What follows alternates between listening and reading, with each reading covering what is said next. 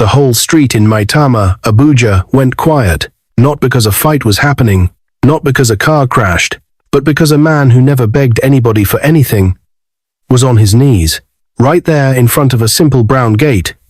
Ayo Adekunle, the billionaire everyone called the hottest bachelor in town, knelt on the dusty interlock ground like a child who had lost his mother in a market. His suit was too expensive for the street. His watch shined in the morning sun. His convoy of black SUVs filled the road like a moving wall. Men in dark glasses stood around, watching with stiff faces, like they didn't know what to do with the shame of this moment. And Ayo's voice, usually calm and proud, was shaking. "Damsel, please," he said, loud enough for the neighbors to hear. "I can't lose you." Behind the gate, Damsel stood frozen. Her hand was on the lock. Her throat was dry. Her eyes were red from crying all night. She had told him it was over. She had said it clearly. She was not a beggar. She was not a person anyone should look down on just because of money. Yet here he was, kneeling, begging, and as Damsel stared through the small gate opening, she saw something that made her heart skip. Ayo wasn't alone. Behind him stood his mother, Mrs. Adekunle, in a richly sewn lace wrapper, her face hard like stone. And beside her was his father, Chief Adekunle, with cold eyes, holding a small brown envelope. Damsel's stomach turned. Why are they here? What is in that envelope? Ayo lifted his face again, eyes wet. "Open the gate, please," he whispered. "Just hear me out." Oaks. Damsel's fingers trembled on the padlock. Then she heard Chief Adekunle's voice, deep and sharp. "Don't waste our time," the old man said. "Tell her what we came to do." Damsel's heart began to beat fast. Ayo slowly stood up from the ground, dust on his knees, shame on his face. He turned to his parents like he was fighting a battle. Then he faced the gate again and said something that shocked Damsel even more than the kneeling. "Damsel," he said, "they came with a plan, but I came with my own." He swallowed hard. "If you don't forgive me today, I will walk away from everything they gave me." Damsel's eyes widened. Walk away from everything? That sounded too big, too heavy, too dangerous. And Chief Adekunle's face tightened, like he didn't expect Ayo to say that. Damsel's breath caught in her chest, because she suddenly understood one thing. This was not just love, this was war. And the gate was the only thing standing between her peace and the biggest trouble of her life. She took one step back. Ayo called again, "Damsel," but Damsel didn't answer, because her mind flew back to how all of this started, 2 months earlier. Damsel was the kind of woman people turned to look at twice, not because she was noisy, not because she was proud, but because she carried herself like she knew her worth. She was very beautiful, with soft brown skin, neat face, and eyes that looked calm even when she was tired. She lived in Abuja and worked as an English teacher in a good secondary school. The school paid well, not billionaire well, but well enough. Damsel always looked clean, always smelled nice, always dressed simple but classy. She did not struggle to eat. She did not beg anybody, and she liked her life that way, quiet, steady, and honest. Most weekends, she rested at home, graded papers, and watched movies. But that Saturday, her friend Sade begged her, "Please, come with me to this party." Sade said on the phone, "It's not every day we get invited to a big place." Damsel sighed. "I'm tired, Sade." "Abeg," Sade pleaded. "You'll enjoy. Just come. Wear that green dress you like." Damsel didn't want to go, but she went anyway, and that decision changed everything. The party was in a large event center in Abuja, bright lights, loud music, and people dressed like they were going to a red carpet. Damsel felt small at first, not because she was poor, but because many people there were trying too hard to show off. The kind of people who laughed loudly and held their phones like cameras were following them. Sade dragged her inside. "Relax," Sade said. "Just smile. Free food is free food." Damsel smiled a little and followed. They found a table. Damsel sat quietly, watching the room.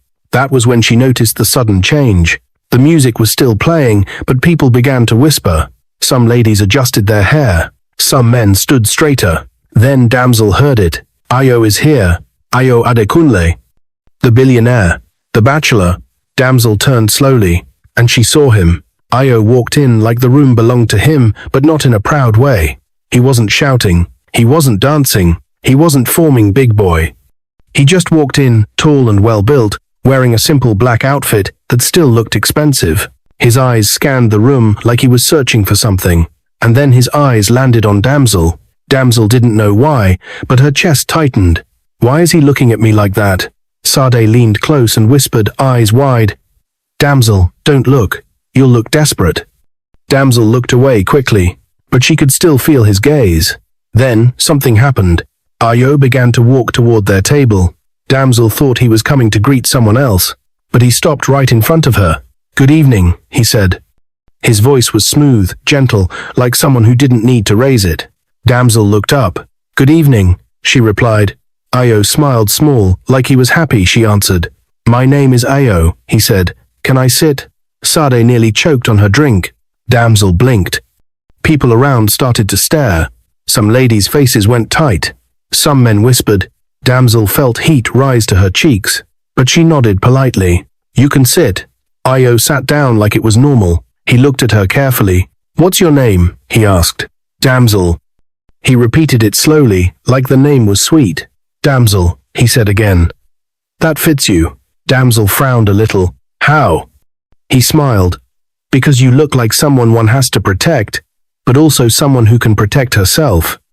He smiled and then asked, "What do you do?" Damsel didn't know what to say. Sade kicked her under the table, eyes saying, "Answer O." Damsel cleared her throat. "I'm fine," she said. Ayo chuckled softly. "That's not what I asked," he said. "I asked what you do." "I teach," Damsel replied. "Teach what?" "English. To lest of the possessive of over." Ayo's eyebrows lifted. "Nice. So you'll correct my grammar if I make mistakes." Damsel finally smiled, just a small one. Ayo leaned back, still looking at her. "And you're here with—" "My friend," Damsel said, nodding at Sade. Sade quickly smiled too hard. "Good evening, sir." Ayo nodded respectfully. Then he looked back at Damsel. "Serious now. Can I take you out sometime?" he asked. Just like that. Straight. No noise. No games. The room felt hotter. Damsel's heart beat fast. She had heard stories about rich men. Some used women like tissue. Some made promises and vanished. Damsel had promised herself she would never be foolish. So she said the safest thing. "I don't know you." Ayo nodded. "That's fair." He reached into his pocket and brought out a card. He placed it gently on the table like he was offering respect, not pressure. "Here's my number," he said. "If you ever feel comfortable, call me." He stood up. Then he paused and added, "I'm not playing games with you, Damsel." And he walked away. Sade grabbed the card like it was gold. "Ah, Damsel, do you know who that is?" Damsel stared at the card like it could bite her. Her mind was confused. A billionaire, asking her out like she was the only person in the party. It didn't feel real. That night, Damsel went home and tried to sleep, but she couldn't, because her phone kept lighting up. A new message from an unknown number. "Ayo, good night, Damsel. I hope you got home safe." Damsel sat up on her bed. Her fingers hovered over the screen. She didn't reply. Another message came. "Ayo, I'm sorry if I made you uncomfortable. I couldn't ignore you." Damsel swallowed. She still didn't reply. Then the third message came, and it made her pause. "Ayo, I've met many beautiful faces, but your eyes look honest." "That's rare." Damsel stared at the screen for a long time. Then she typed a short reply. "Damsel, I got home safe. Good night." Ayo replied immediately. "Ayo, thank you. I'll call tomorrow, if that's okay." Damsel didn't answer again, but her heart was doing something she didn't understand. Ayo didn't rush her. He called the next day, just like he said. He spoke gently. He asked about her day. He laughed at her jokes. He listened when she spoke. He didn't talk down on her. He didn't use money to impress her. At least, not at first. After 1 week of calls, he asked to take her out. Damsel agreed. They went to a nice restaurant. Damsel dressed simple. When she arrived, she saw Ayo already waiting. He stood up when he saw her. He smiled like his whole day had been waiting for that moment. "Hi, Damsel," he said. Damsel sat down, trying to stay calm. They talked. They laughed. They shared stories. Ayo asked about her childhood. Damsel told him she grew up in a normal home. Not rich. Not poor. Just okay. She told him her parents worked hard. She told him she studied English because she loved books and words. Io listened like he was learning something important. Then it was his turn. He told her he grew up wealthy, but not loved. He said his parents cared about names, respect, and appearances. He said he was tired of people liking him because of his money. Damsel didn't know why that touched her. After dinner, Io drove her home. At her gate, he didn't try to force anything. He just said, "Thank you for giving me a chance." Damsel nodded. Then he said softly, "I'd like to be yours, Damsel. Not just as a boyfriend, as someone who will protect your heart." Damsel looked at him. She saw something real in his eyes, and that was how it started. Soon, Abuja began to talk. "Have you heard? Io is dating an ordinary teacher. Is she from a rich home? Maybe she used jazz. She's lucky." Damsel tried to ignore the gossip. Io didn't care. He posted her just once on his story. Nothing too loud. Just a photo of their hands holding. But the internet caught it, and that's when the trouble began. Because one afternoon, after picking Damsel from school, Io said something that made her stomach tighten. "Damsel," he said, eyes on the road. "My parents want to meet you." Damsel's smile faded slowly. "Your parents?" she repeated. Io nodded. "Yes. My family." Damsel didn't answer immediately, because she remembered what Io once told her. They care about names and appearances. Damsel looked out the window. The sky suddenly seemed less bright, and she didn't know it yet, but that meeting would be the beginning of the biggest insult of her life. Back to the present, Damsel's hand was still on the padlock. Outside, Io stood with dusty knees and wet eyes. His parents stood behind him like judges. The brown envelope was still in Chief Adekunle's hand. Io's voice rose again, breaking. "Damsel," he said, "please. I know I hurt you, but I came to fix it." Damsel's lips parted slightly. Her heart was angry, but her heart also remembered the sweet beginning. Then Chief Adekunle took one step forward. "Open the gate," the man said, cold. "Let's end this matter now." Damsel's eyes narrowed. End it? What did he mean by that? She stared at the envelope again, and suddenly fear crawled into her chest, because she didn't know if they came to apologize, or if they came to destroy her, and just as she reached for the lock, her phone rang inside the house. She glanced back. The caller ID showed unknown number, and just like that, her blood ran cold. And the message that popped up at the same time said, "If you open that gate today, you will regret it." Damsel froze completely. Her hand dropped from the lock. Outside, Io called her name again, but Damsel could no longer hear him clearly, because her whole world was spinning around one question. Who just warned her? And what did they know? Damsel did not open the gate, not because she hated Io, not because she didn't love him, but because of the message on her phone. "If you open that gate today, you will regret it." Her heart was beating fast as she slowly stepped back from the gate. Outside, Io was still calling her name. "Damsel, please talk to me." Chief Adekunle cleared his throat loudly. "This drama is unnecessary," he said. "Let's be done quickly." Damsel closed her eyes for a second. Then she spoke, her voice calm but firm. "Please, leave," she said from behind the gate. Io froze. "What?" he asked, shocked. "I said leave," Damsel repeated. "Not today." There was silence. Then Mrs. Adekunle laughed a small, sharp laugh. "So this is how she behaves," the woman said. "After everything?" Io turned to his mother. "Mummy, please." "Enough," Chief Adekunle snapped. "Get in the car." Io looked back at the gate one last time. "Damsel," he said softly, "I'll come back. I promise." But Damsel did not answer, because her mind had gone far away, back to the day everything broke. 1 week earlier, Damsel had visited the family. The Adekunle mansion was nothing like Damsel's house. It was big, too big. Tall gates, security men, clean compound, and walls that looked like they never saw dust. As Io parked the car, Damsel adjusted her dress nervously. She wore a neat blue gown, simple, clean, and modest. Not flashy, not cheap, just her. "You look perfect," Io said, smiling. Damsel forced a smile back. "I hope they like me," she said quietly. Io laughed lightly. "They will, and even if they don't, I do." That was supposed to comfort her, but it didn't, because the moment they stepped inside, the air felt heavy. Mrs. Adekunle was seated on a long sofa, her back straight, eyes sharp. Chief Adekunle sat beside her, flipping through his phone. They did not stand up.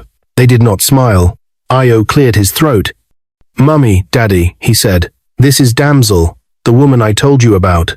Mrs. Adekunle looked Damsel up and down slowly, from her hair, to her shoes, to her bag. Then she nodded once. "So," she said coldly, "you're the teacher." Damsel smiled politely. "Yes, ma'am." "Good evening, sir." Chief Adekunle barely glanced at her. "What family are you from?" he asked. Damsel blinked.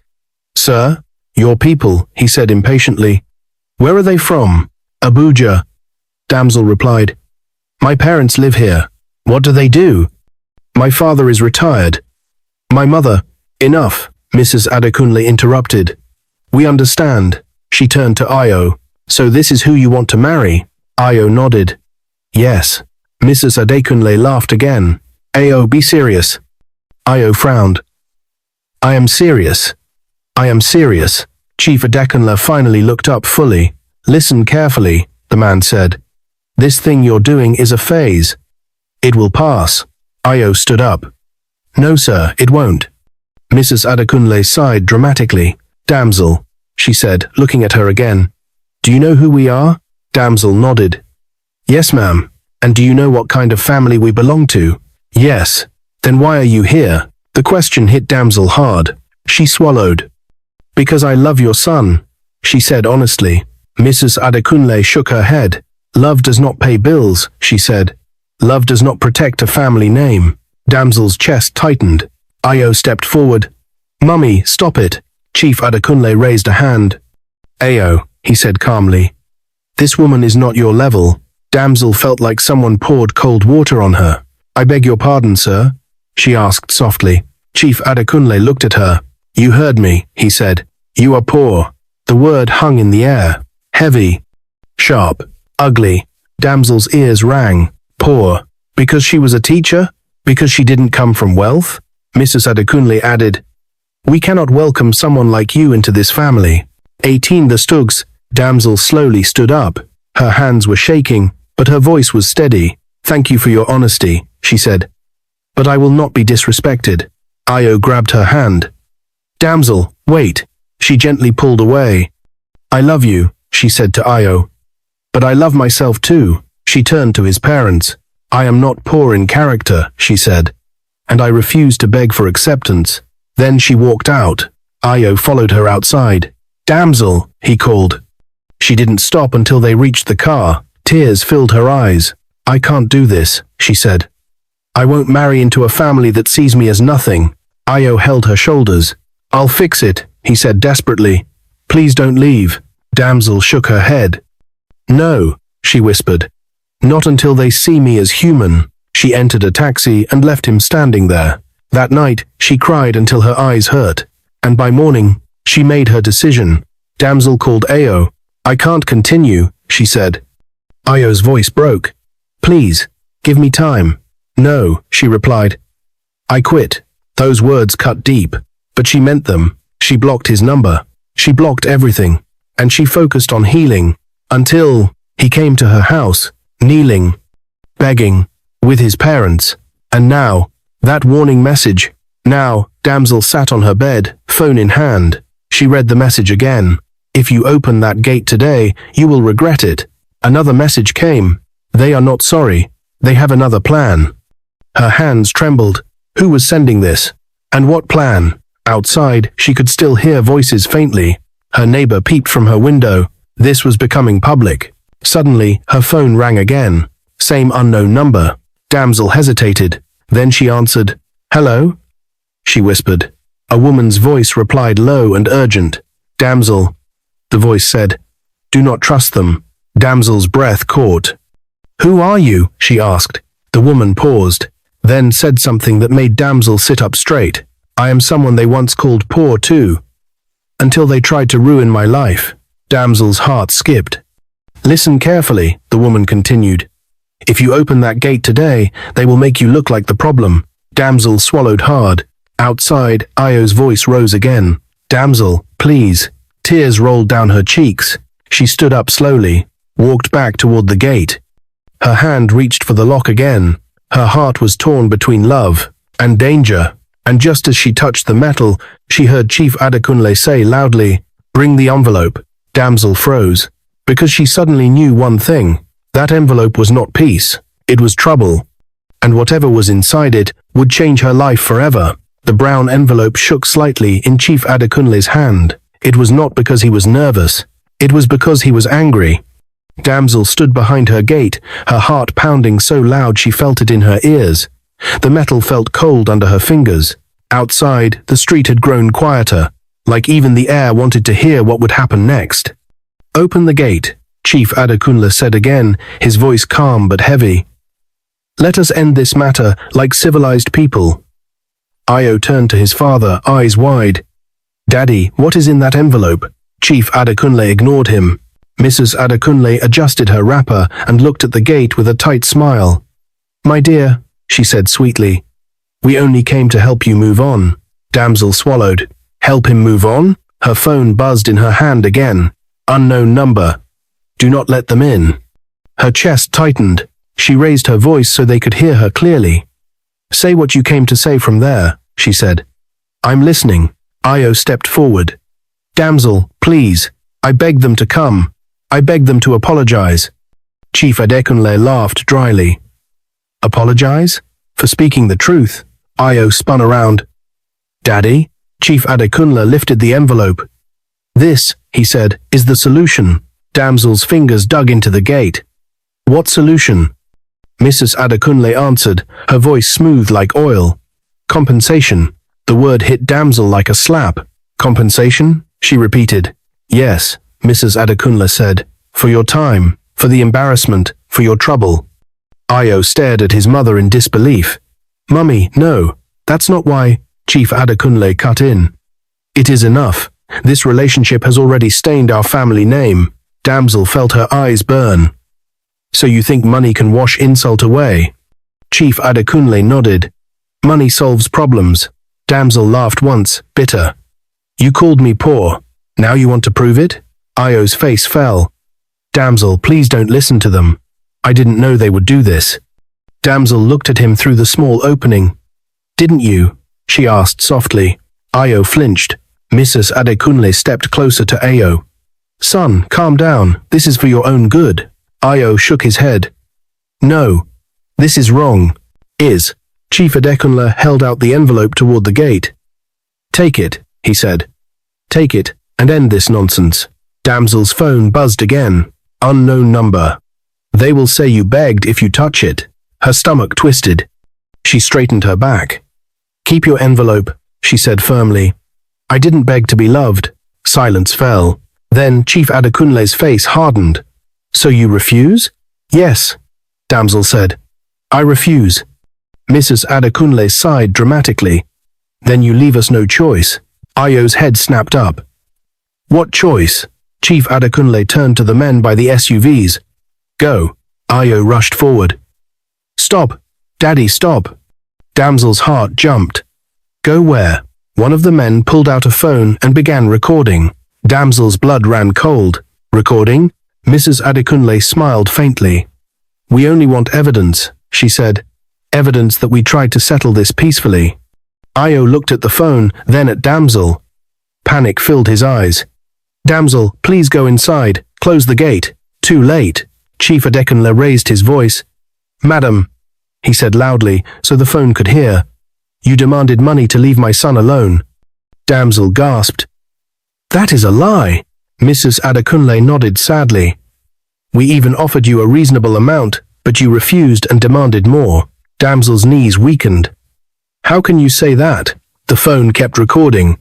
Neighbors began to step outside. Whispers spread. "Did you hear? She's demanding money. A billionaire family." Damsel felt her world tilt. Io shouted, "Stop lying. This is wrong." Chief Adekunle turned on him. "Enough, Io. You brought this shame." Io, you brought this shame." Io ran to the gate. "Damsel, don't worry. I will fix this." Damsel looked at him, tears streaming. "How?"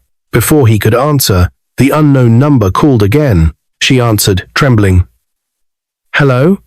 The woman's voice came fast. They're setting you up. Do not argue, do not cry, stay calm. Damsel nodded slowly, even though the woman couldn't see her. Chief Adekunle waved the envelope again. Last chance, he said. Take it and leave quietly. Damsel wiped her tears. She lifted her chin. I didn't ask for money, she said clearly. And I won't take it. Mrs. Adekunle's smile vanished. Then you'll regret this. Ayo grabbed his mother's arm. Mummy, please. Stop. She pulled away. If you won't be sensible, we will. Chief Adekunle gestured to the man with the phone. That's enough. The man lowered the phone. Chief Adekunle looked at the gate. We're leaving, he said. But this is not over. They turned back to the SUVs. Ayo stood there, torn, shaking. He looked at Damsel. Please don't believe them, he said. I will make them apologize. Publicly.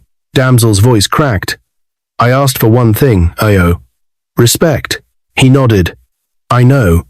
He turned to his parents.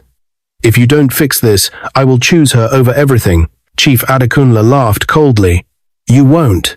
Ayo followed them to the cars, arguing. The engines started. The convoy rolled away. The street slowly returned to noise. Neighbors whispered.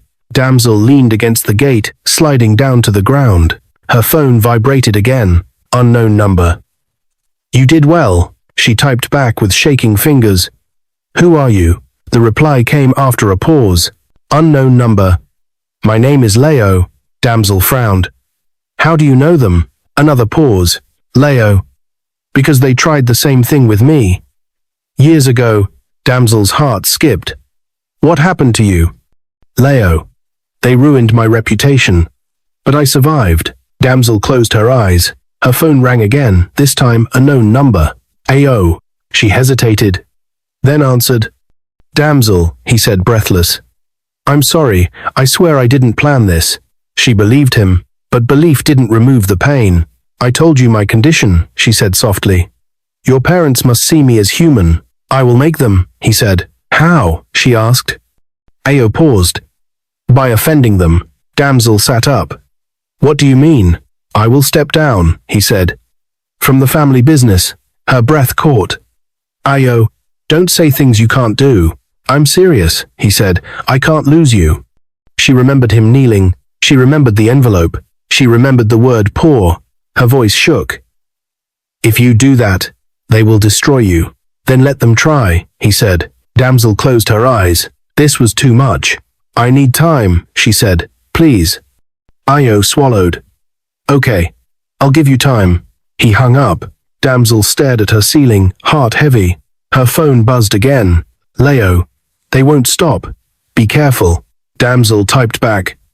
Why are you helping me? The reply came slow. Leo. Because the Adekunles fear one thing more than love. Damsel's fingers froze. What? She typed.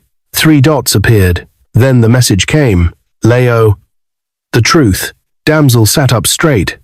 Her heart began to race again, because she suddenly realized something. This was bigger than love, bigger than money, and the envelope was only the beginning.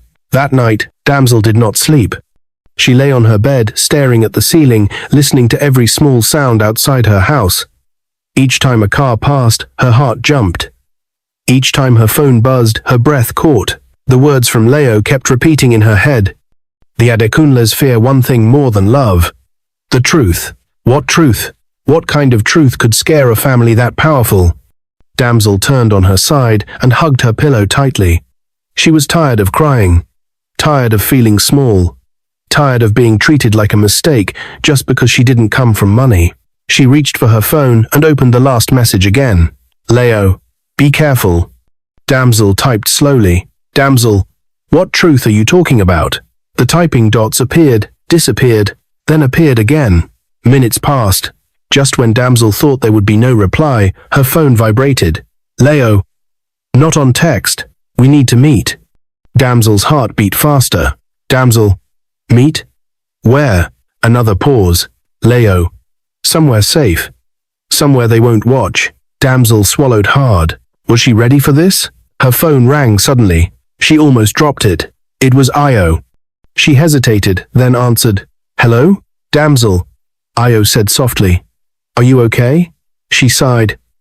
I don't know. I couldn't sleep, he said. I keep seeing you at the gate. She closed her eyes. Io, your parents humiliated me. I know, he said, his voice tight. And I won't let it end like that. There was silence between them. Then Io spoke again, slower. I did something tonight. Oh really? Damsel sat up. What did you do? I told my father I'm stepping away from the family company, he said. Her breath caught in her chest. Io, you didn't. I did, he said firmly. He laughed. He said I was joking. And you? I told him I wasn't. Damsel felt fear spread through her body. Ayo, that's dangerous. I don't care, he replied. I can't lose you. The words sounded sweet and heavy. Io, she said carefully. I don't want to be the reason your life crashes. You're not, he said. You're the reason I'm choosing my life. She didn't know what to say. Then he added quietly, They threatened me. Her heart jumped. Threatened you how? They said if I continue with you, they'll destroy your name, he said. They said they'll make you look like a gold digger to the whole city. Damsel's stomach twisted. They already tried, she whispered. I know, he said. And that's why I can't stay silent anymore. There was a long pause. Then Damsel asked the question burning inside her. Why are they so desperate to get rid of me? Io exhaled slowly. Because, he said, they can't control me when I'm with you. Damsel felt tears fill her eyes again. Io, I'm coming tomorrow, he said suddenly. She stiffened. No, just listen, he said quickly. Not to beg, not to kneel, to talk, alone. She shook her head even though he couldn't see her. Your parents won't allow it. I won't ask them, he said. I'll come alone. She hesitated. Her phone buzzed with another message at the same time. From Leo. Leo. If Ao comes alone, listen to him. But don't decide anything yet. Damsel's heart raced. It felt like everyone was pulling her in different directions. Io, she said slowly. Come tomorrow. But don't bring anyone. I promise, he said. Thank you. He hung up. Damsel stared at her phone, confused and scared. Who was Leo really? How did she know so much? And what truth was everyone hiding? The next day, Damsel told her principal she needed a personal day. She dressed simply and left her house quietly. The address Leo sent was a small cafe tucked away from the main road. No signboard, no noise, just quiet. Damsel entered slowly. She saw a woman sitting alone by the window. The woman looked calm but strong. She was in her early 30s, dressed neatly, her eyes sharp and observant. When their eyes met, the woman stood up. You must be Damsel, she said. Damsel nodded. You're Leo? Yes, the woman replied. Sit. They sat facing each other. For a moment, neither spoke. Then Leo sighed. I didn't plan to involve you in this, she said. But when I saw the Adekunles at your gate yesterday, I knew.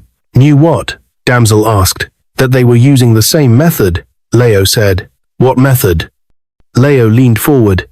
They destroy women who don't bow. Damsel's chest tightened. Years ago, Leo continued, I dated a man from a powerful family. Not Ao, his cousin. Damsel listened closely. I was a banker then, Leo said. Comfortable, educated, but not rich. She laughed bitterly. They called me poor too. Damsel felt anger rise in her chest. They accused me of demanding money, Leo said. They spread stories. I lost my job. Friends turned their backs on me. Damsel's eyes widened. That's terrible. But I didn't break, Leo said. I watched. I learned. Learned what? That their power comes from silence, Leo said. From people being afraid. Damsel swallowed. And the truth? Leo took a deep breath. The truth is that the Adekunle wealth is not as clean as they pretend, she said. Damsel froze. What do you mean? They've buried scandals, Leo said. Forced settlements, silenced women, threats. Damsel's heart pounded. Why tell me this? She asked. Because Io is different, Leo said. And because they fear one thing, that someone he loves will expose them. Damsel shook her head. I don't have proof. You don't need proof yet, Leo said. You need wisdom. Damsel sat back, overwhelmed. I just wanted love, she whispered. I know, Leo said gently. But love sometimes walks into battles. Damsel's phone buzzed again. Io. She hesitated, then answered. Where are you? He asked. Out, she replied. I'm meeting someone. Is it safe? He asked quickly. Yes, she said. I'm on my way to your house, he said. Her heart skipped. Ayo. Wait, I promise I'm alone, he said. The call ended. Damsel looked at Leo. He's coming, she said. Leo nodded. Then listen carefully. She leaned closer. Do not accept marriage now, Leo said. Do not accept apologies yet. Why? Because they will pretend, Leo replied. They will kneel, cry, apologize, but only because Io offended them. Damsel felt fear again. What should I do then? Leo looked her straight in the eyes. Set your condition, she said. Not with words, with action. Damsel frowned. Action, how? Make them choose between pride and respect, Leo said. Before Damsel could ask more, her phone rang again. Io. He's outside, he said. Damsel stood up slowly. Her legs felt weak. Wish me luck, she told Leo. Leo squeezed her hand. Be strong. Io stood alone outside Damsel's gate. No convoy, no bodyguards, just him. When Damsel opened the gate, he stepped forward immediately. I'm sorry, he said. Not kneeling this time, just standing. Honest. I didn't know they would humiliate you like that, he said. But now I know who I'm fighting. Damsel folded her arms. I didn't want to fight, she said. I wanted respect. I know, he replied. He took a deep breath. I offended them today, he continued. I told them I will marry you or I will leave everything behind. Damsel's eyes widened. Io, I'm not asking you to accept me today, he said quickly. I just want you to know how serious I am. She studied his face. No pride, no arrogance, just fear and love. What if they apologize? She asked. Io hesitated. They will, he said. But it won't be real. Damsel remembered Leo's words. What if I don't accept? She asked. Io swallowed hard. Then I'll wait. She nodded slowly. Then she said the words that surprised even herself. I will only be with you if your parents publicly admit they were wrong. Io's eyes widened. Publicly? He repeated. Yes, she said. Not behind doors. Not with money. With words. Io exhaled slowly. That will offend them deeply, he said. Then let them be offended, Damsel replied. I won't marry into shame. Io stared at her for a long time. Then he nodded. Okay, he said. I will make them do it. Damsel's heart raced, because she knew that was a battle that would shake everything.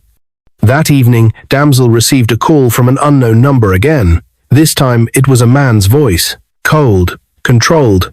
Miss Damsel, the voice said. This is Chief Adekunle. Nova. Nova. Nova. Her breath caught. I hear you've made demands, he continued. You're pushing my son to disgrace us. Damsel's voice shook, but she stood firm. I asked for respect, she said. Nothing more. Chief Adekunle laughed. You're playing a dangerous game, he said. Know your place. Damsel's heart pounded. My place is where I am treated as human, she replied. There was silence. Then Chief Adekunle said something that made her blood run cold. If you don't disappear quietly, he said, you will regret it. The call ended. Damsel stared at her phone. Her hands were shaking. She knew now. This was no longer just about love. This was about survival. And, as she looked up, she saw a black SUV slowly driving past her house. Once, twice, then, stopping at the corner. Her heart dropped, because she realized one thing. The Adekunles were not done, and the next move would be their most dangerous one yet. The black SUV did not stop that night. After lingering at the corner for a few minutes, it slowly drove away. Like a silent warning, Damsel stood by her window long after it disappeared, her heart still racing. She knew one thing clearly now, this was no longer just a love story. It was a test of courage, truth, and dignity. Yet, deep inside her fear, something else grew stronger. Hope. The next morning, Abuja woke up like nothing was wrong. Cars honked. People rushed to work. Children laughed on their way to school. But for Damsel, the day felt heavy. She dressed quietly and sat on the edge of her bed, holding her phone. Messages from friends had started coming in. Some had seen videos online. Some had heard gossip. Is it true you demanded money from a billionaire family? Be careful though, these rich people are dangerous. Damsel closed her eyes. She had expected this, but she also remembered Leo's words. Their power comes from silence. She stood up and whispered to herself, I will not be silent. Her phone rang. Io. She answered immediately. Damsel, he said, his voice firm. It's happening today. Her heart skipped. What is happening? My parents agreed, he said. They agreed to meet. Publicly. Damsel held her breath. Agreed to do what? To apologize, Io said. Properly. Tears filled her eyes. Are you sure? She asked. Yes, he replied. They are angry. They are embarrassed, but they are afraid of losing me. Damsel sat down slowly. Where? She asked. At a small press hall, Io said. Neutral ground, no control. She was quiet for a moment. Damsel, Io added softly, I know this has hurt you deeply, but I want you to know something. What? She whispered. I chose you, he said. Even if they didn't apologize, I had already chosen you. Her tears fell freely now. Come, Io said, not as someone begging. Come as the woman I love. The press hall was not flashy, just chairs, cameras, people. Journalists had gathered after rumors spread that something serious was about to happen involving the Adekunle family. Damsel walked in quietly, wearing a simple cream dress. No gold, no diamonds, just confidence. When people saw her, whispers began. That's her, the teacher. She looks calm. Io stood at the front, his back straight. When he saw Damsel, relief washed over his face. He walked toward her and gently held her hand. You're strong, he whispered. She nodded. Moments later, Chief Adekunle and his wife walked in. For the first time, they did not look powerful. They looked uncomfortable. Chief Adekunle cleared his throat and sat. Cameras flashed. Silence fell. Io stepped forward first. My name is Io Adekunle, he said clearly. And today, I asked my parents to be here, not as billionaires, but as parents.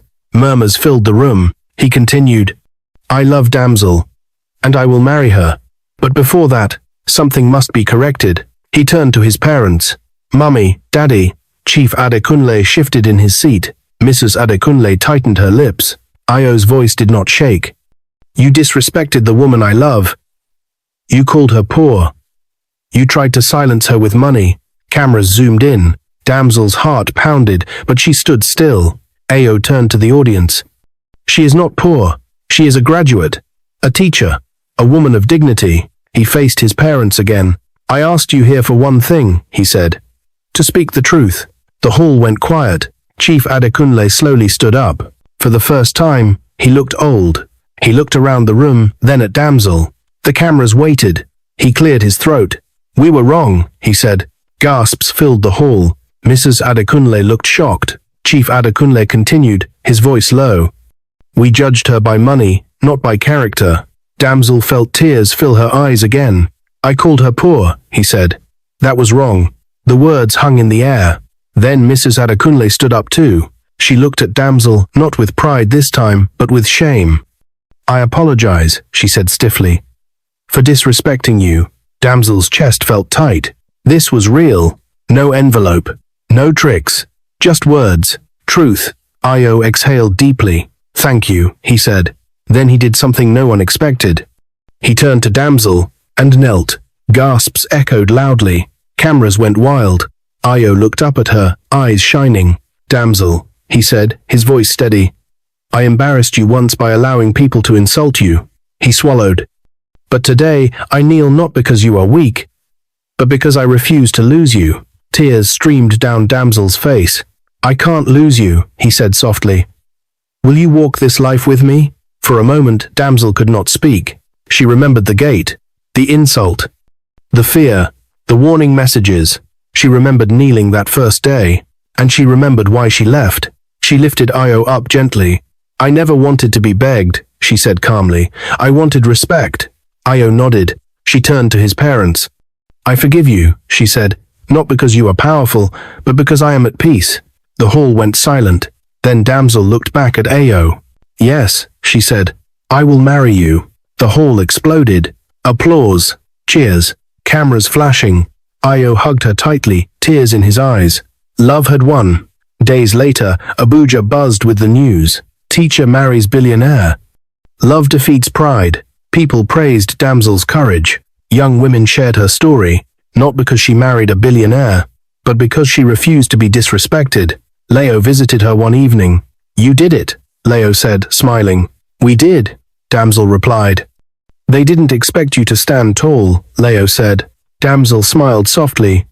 Neither did I. The wedding was beautiful, not loud, not forced, just full of joy. Damsel walked down the aisle with her head high. Io waited for her, smiling like a boy in love. Chief Adekunle stood and clapped. Mrs. Adekunle wiped her eyes. This time, no one looked down on her. She was not the poor teacher.